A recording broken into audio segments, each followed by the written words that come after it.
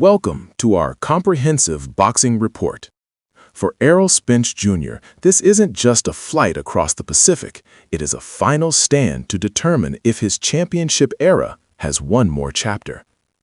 After nearly 3 years of silence since his last ring appearance, the former unified welterweight king is officially stepping back into the light.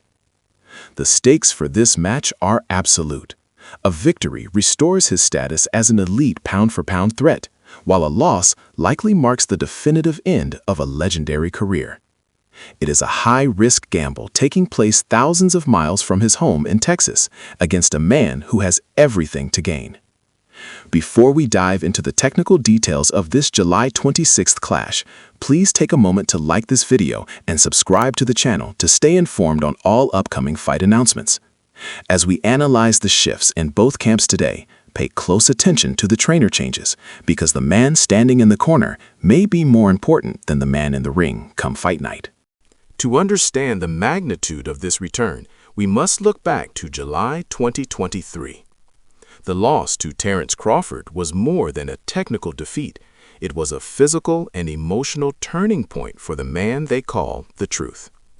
Since that night in Las Vegas, Errol Spence Jr. has remained largely out of the public eye, recovering from the toll of that bout and addressing long-standing health considerations, including a successful cataract surgery earlier this year. Now 36 years old, Spence is entering a new phase of his professional life. He has officially moved up to the 154-pound junior middleweight division, ending a decade of dominance at 147 pounds. This move is a logistical necessity as much as a tactical one. Moving up in weight after such a long layoff is historically a difficult task in professional boxing. However, Spence is not doing it alone. In a move that surprised the industry, he parted ways with his longtime trainer, Derek James. For this camp, he has enlisted the veteran guidance of Ronnie Shields. Shields is known for a systematic, defensive-minded approach that may be exactly what Spence needs to manage his energy over 12 rounds at a higher weight class. The location of this fight is perhaps the most discussed variable. While Spence is accustomed to headlining massive stadiums in Arlington and Las Vegas, traveling to Australia presents a unique set of challenges. The bout is scheduled for Sunday afternoon, July 26th in Australia, to align with a Saturday night pay-per-view broadcast in the United States. Reports suggest venues like the Gold Coast Cbus Super Stadium or major arenas in Sydney and Brisbane are the leading candidates. For an American fighter, the 15-hour time difference and the shift in climate can significantly impact physical performance. Spence will be walking into a hostile environment where the crowd will be firmly behind their native son. We have seen many great champions struggle with the travel factor in the past. Success for Spence depends on his ability to acclimatize quickly and handle the pressure of being the visitor in a stadium filled with 30,000 passionate Australian fans. It is a test of mental fortitude as much as physical skill. Across the ring stands Tszyu. For the Australian star, the last 12 months have been a roller coaster of momentum and setbacks. After losing his world title in a bloody encounter with Sebastian Fundora and later facing a difficult night against Bakram Murtazaliyev, some questioned if Tszyu could return to the top tier. But Tszyu remains one of the most active fighters in the sport. His recent stoppage win over Denis Norja in early April served as a necessary confidence builder. At 31 years old, Tszyu has the advantage of youth and recent activity. During the time Spence was away, Tszyu fought 7 times. Like his opponent, Tszyu has also made a drastic change to his environment. He has reunited with Australian boxing legend Jeff Fenech, who now serves as both his trainer and manager. Fenech brings a high-pressure, aggressive style that mirrors the grit of the Tszyu family name. Tszyu knows that a win over a name like Spence restores his momentum instantly and puts him back in line for a world title shot against the division's current leaders, such as Sebastian Fundora or Xander Zayas. While the physical dimensions and records are public knowledge, the true story of this fight lies in a private agreement regarding the rehydration clause that neither camp has fully publicized.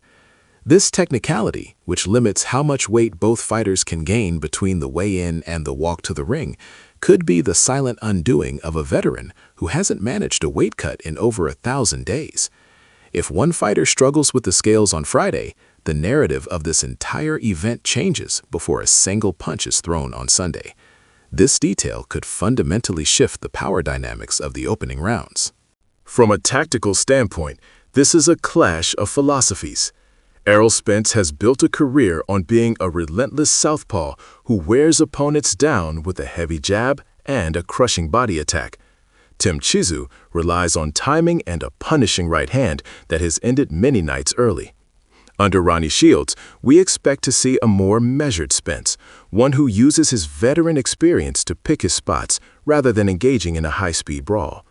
Conversely, under Tszyu is expected to bring the fight to Spence early, testing the veteran's chin and his cardiovascular health after such a long hiatus. Sparring reports from both camps suggest a high level of intensity. Spence has been working with younger, larger middleweights to prepare for the physical strength of the 154-pound division. Meanwhile, Tszyu has been focusing on the technical puzzles presented by a world-class southpaw. The psychological aspect cannot be ignored either. Both men are coming off career-altering losses and are fighting to prove they are still championship caliber. The first 4 rounds will likely tell us if Spence's timing is still intact or if the ring rust is too heavy to shake off. The winner of this bout will find themselves in a powerful position. The junior middleweight division is currently one of the deepest in boxing, with names like Sebastian Fundora, Terence Crawford, and Jermell Charlo all figuring into the 154-pound landscape. A victory here is a golden ticket to a massive payday and a chance at undisputed status. For Tszyu, a victory would be the crowning achievement of his career and arguably the greatest win in Australian boxing history. For Errol Spence, a win proves the big fish can still swim in deep waters. The boxing world is also keeping an eye on the legal developments in Australia, as Tszyu's new team has brought in high-level representation to resolve past management disputes. This ensures that the fighter can focus entirely on the task at hand without outside distractions. Every detail of this event is being handled with extreme precision, reflecting the high stakes involved for all parties. As we approach the July 26th date, the anticipation continues to build across 2 continents. This fight is a rare moment in sports where 2 former champions are both fighting for their professional lives at the same time. There are no easy answers, only questions that can be solved under the bright lights of the stadium. Before we sign off, if you found this breakdown helpful, please remember to like the video and subscribe to our channel. Your support allows us to continue bringing you neutral, fact-based reporting on the world of combat sports. We will continue to track the training camp progress and any official venue announcements as they are released in the coming weeks. Keep an eye on the weigh-in results, because the way Spence looks on the scale will tell us everything we need to know about who leaves that ring with their hand raised. The winner of this bout gets a map back to the top of the sport. The loser, however, may find themselves looking at the exit. Thank you for joining us for this boxing news update. We will see you in the next report.